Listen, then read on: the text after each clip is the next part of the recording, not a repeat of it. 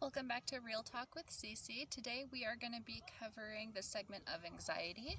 Now, upon research, I have discovered there are 5 categories in which anxiety can be assigned. So we will be, for the most efficient way of recovering, I am going to be covering all the forms of anxiety and all the individual ways you can cope from them individually in a mini series. So this is going to be the first of part 5. And now, to summarize the different types of anxiety disorders, by definition, anxiety is a feeling of nervousness, unease, a worriness over an imminent event, or something that they feel uncertain about. Now, given that there are the 5 different forms that you can have anxiety in, which is the generalized anxiety disorder, social anxiety disorder, OCD, panic disorder, and PTSD. Now, what we're going to be covering over today is the GAD, which is the generalized anxiety disorder. Now, this is when the mind is in a constant state of, how do I put this? Of chronic anxiety, exaggerations of worry and uncertainty over different dilemmas, situations that they are experiencing.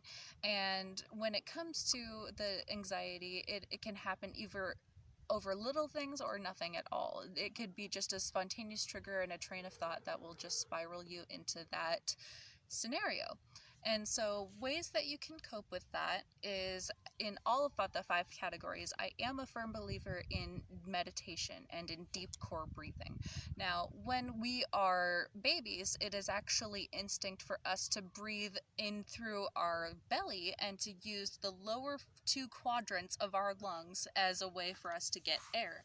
And as we change over time, it seems as we an adult, we learn to breathe with our chest, and we feel the tension up here in the upper 2 quadrants.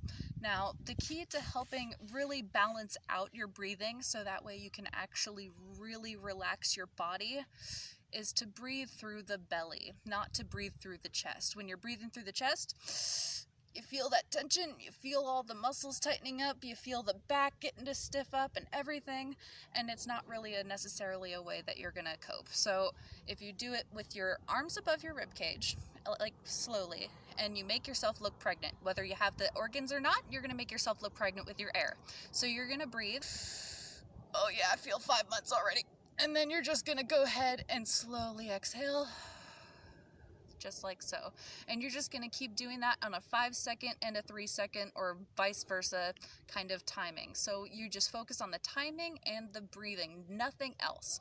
And one way that you can empty your mind so you can focus on your breathing is a meditative technique that I like to call escalation.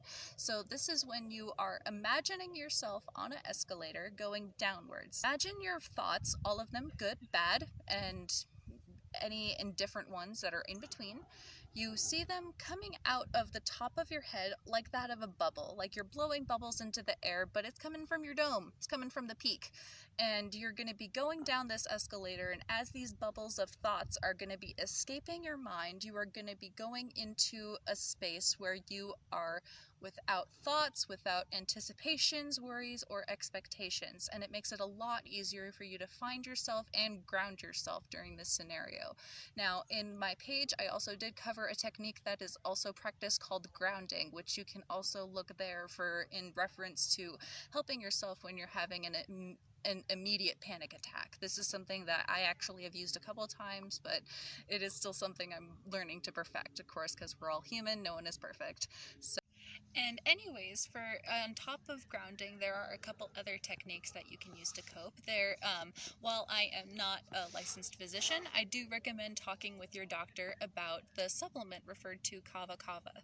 Now, this is a herbal supplement that you can get at any supplement store, and it's actually known to help with anxiety. This is something that I have personally used and find that if you put it in, what it does, it comes in a liquid form. And so when you add the mixture to recommended a flavored drink, because the flavor is not all that fantastic, but you add that to a flavored drink, something preferably carbonated, and preferably half an hour after you have eaten something, because it will upset the tummy if you do it on empty stomach. But then again, every system, every body is different, so it will react differently to you. But always talk to your doctor first, just to see if it's the right thing, in case you're on medications already that could contradict that. Now, as a ending to our segment, I'm just going to also recommend the power of lavender as well. Lavender oil and lavender petals. I just recently started growing my own lavender at home, which I find to be very therapeutic, and it brings out a really perfect essence of calm. And really find there are other ones you can go for, perhaps eucalyptus, clove, cinnamon, all those different things. Just the smells that remind you of a good time when you feel like you're more at peace with yourself. Now, when you are using these senses, sight, smell, hearing, touch, taste, you are, putting yourself in that environment that can help escalate you back down to earth a little bit. Now, that's all I have for today on the segment for generalized anxiety disorder. I hope you enjoyed your video. Now, be sure to leave comments on other practices and techniques that you do to recover from this, and different things that you perhaps suggest that I also incorporate into my video. You are more than welcome to tell me how I am doing. So like, comment, and share. Thank you so much for enjoying Real Talk with Cece, and I will see you next week.